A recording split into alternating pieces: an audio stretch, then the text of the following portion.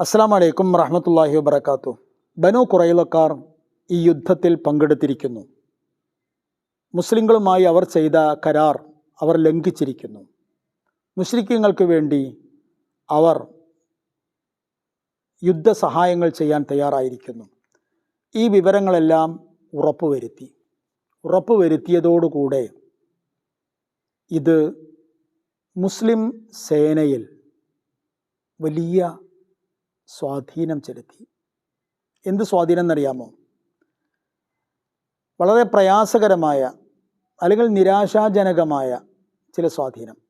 അതായത്, ഒന്നാമത്തേത്, അവരുടെ കൂട്ടത്തിൽ ചെറിയ ചില മുനാഫിക്കുകൾ ഉണ്ടായിരുന്നു. ആ മുനാഫിക്കുകൾ തങ്ങൾക്ക് പറ്റിയ ആൾക്കാരോട് അടക്കം പറയാൻ തുടങ്ങി. കണ്ടില്ലേ, മുഹമ്മദ് കിസ്രയുടെ കൈസറിൻ്റെ അധികാരങ്ങളൊക്കെ കിട്ടും എന്ന് പറഞ്ഞ് നമ്മളെ വ്യാമോഹിപ്പിച്ച് കൊണ്ടുവന്നിരിക്കുകയാണ്. ഇപ്പോൾ എത്ര ദിവസമായി നമ്മളിൽ ഒരാൾക്ക് കക്കൂസിൽ പോകാൻ പോലും കഴിയുന്നില്ലല്ലോ എന്ന് പറഞ്ഞു. മറ്റു ചില ആൾക്കാർ അള്ളാഹുവും റസൂലും പറഞ്ഞാൽ അതിൽ സന്ദേഹിക്കാനില്ല എന്ന് വിശ്വസിച്ചിരുന്ന ആൾക്കാരാണ്. അതുകൊണ്ടാണ് നമ്മൾ ഇറങ്ങിയത്. പക്ഷേ സത്യത്തിൽ അള്ളാഹുവും റസൂലും നമ്മളെ ചതിക്കുകയായിരുന്നു. കാരണം എന്താ? മുൻഭാഗത്ത് 10,000 പേര് വരുന്ന ശത്രു, പിൻഭാഗത്ത് പർവ്വതമാണ്. പക്ഷേ ഉള്ളിൽ ബനു ഖുറൈള എന്ന ബോംബ്. ഇത് രണ്ടിൻ്റെയും നടുവിലാണ്. അല്ലാഹു സുബ്ഹാനഹു വ തആല സൂറത്തുൽ അഹ്സാബിൽ ആ രംഗങ്ങൾ ഒപ്പിയെടുത്ത് അവതരിപ്പിക്കുന്നുണ്ട്. വൈദ് സാഗത്തിൽ ഖുലൂബുൽ ഹനാജിർ വതളുന്നൂന ബില്ലാഹിൽ ളുനൂന ഹുനാലിക ബുതുലിയൽ മുഅ്മിനൂന വസുൽസിലു സിൽസാലൻ ശദീദ. അതായത്, ആത്മാവുകൾ ചങ്കിലേക്ക് വന്നു, ആകെ പേടിച്ചു, പലതരം തോന്നലുകളുമുണ്ടായി. അള്ളയും റസൂലും തങ്ങളെ വഞ്ചിച്ചു എന്ന തോന്നലായിരുന്നു ഏറ്റവും വലുത്. അങ്ങനെ ഒരു സന്ദർഭം വന്നത് നിങ്ങൾ ആലോചിക്കുക എന്ന് ഖുർആൻ പറയുന്നു. പക്ഷേ അതിൻ്റെ ഒപ്പം തന്നെ അള്ളാഹു പറയുന്നുണ്ട്, ഹുനാലിക ബുതുലിയൽ മുഅ്മിനൂൻ. അവിടെ മുഅ്മിനീങ്ങൾ പരീക്ഷിക്കപ്പെടുകയായിരുന്നു. ആരൊക്കെ എന്തൊക്കെ പറഞ്ഞു, ആരൊക്കെ എത്ര നെഗറ്റിവിറ്റി കാണിച്ചു, അതൊന്നുമല്ല വിഷയം. അതൊക്കെ അവർ ചെയ്യുമെന്ന കാര്യം ഉറപ്പാണ്. അത് ചെയ്യാതിരിക്കാൻ അവർക്ക് വേണ്ടത് ഈമാൻ എന്ന കരുത്താണ്. ആ കരുത്ത് അവർക്കില്ലല്ലോ. പക്ഷേ ഈമാൻ ഉള്ളവർ ഈ കൂട്ടത്തിലുണ്ട്. അവരെ അള്ളാഹു പരീക്ഷിക്കുകയാണ്.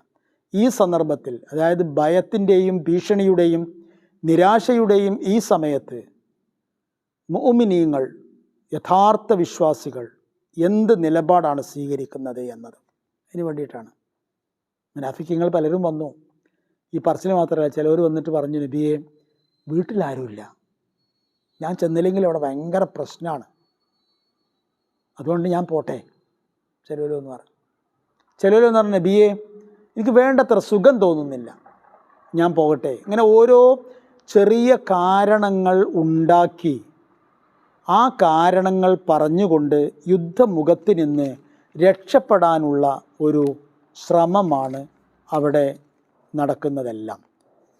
സൂറത്തുൽ അഹ്സാബിൽ അള്ളാഹു ഈ രംഗങ്ങളൊക്കെ തന്നെയും പറയുന്നുണ്ട്.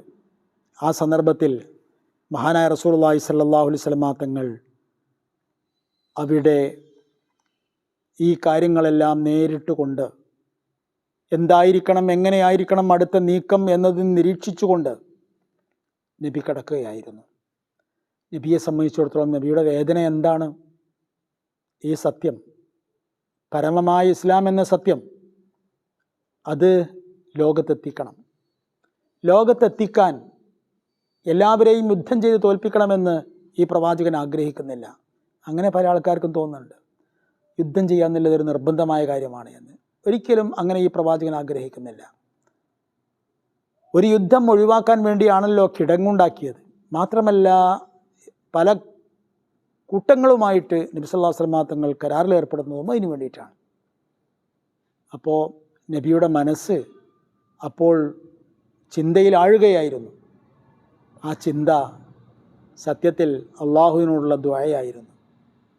അള്ളാഹുവേ, വളരെയധികം നിരാശാജനകമായ ഒരു അനുഭവമാണ് ഇപ്പോൾ ഞങ്ങളുടെ ക്യാമ്പ് നേരിട്ട് കൊണ്ടിരിക്കുന്നത്.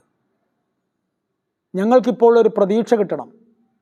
ഒരു പ്രതീക്ഷ കിട്ടിയാൽ ആ പ്രതീക്ഷ തരാൻ നിനക്ക് മാത്രമേ കഴിയൂ.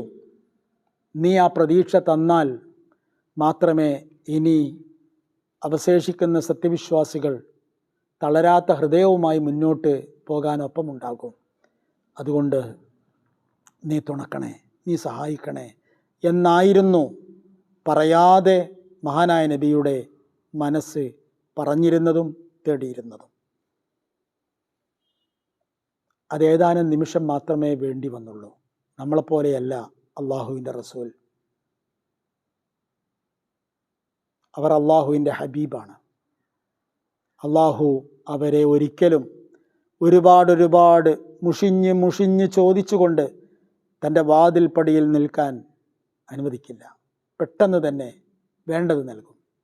മഹാനായ നബി സല്ലല്ലാഹു അലൈഹി വസല്ലം തങ്ങൾ ചാടി എണീറ്റു. അബ്ശിറു അബ്ശിറു അബ്ശിറു യാ മാശറൽ മുസ്ലിമീൻ. അള്ളാഹുവിൽ നിന്നുള്ള ഫത്ഹ് വരും, അള്ളാഹുവിൽ നിന്നുള്ള സഹായം വരും. അത് കേട്ടതോടുകൂടെ ഉറച്ചു നിൽക്കാൻ യോഗ്യതയുള്ള മുഅ്മിനീങ്ങളായ സഹാബിമാർ അടിയുറച്ചു നിന്നു. അസ്സലാമു അലൈക്കും വറഹ്മത്തുള്ളാഹി വബറകാതുഹു.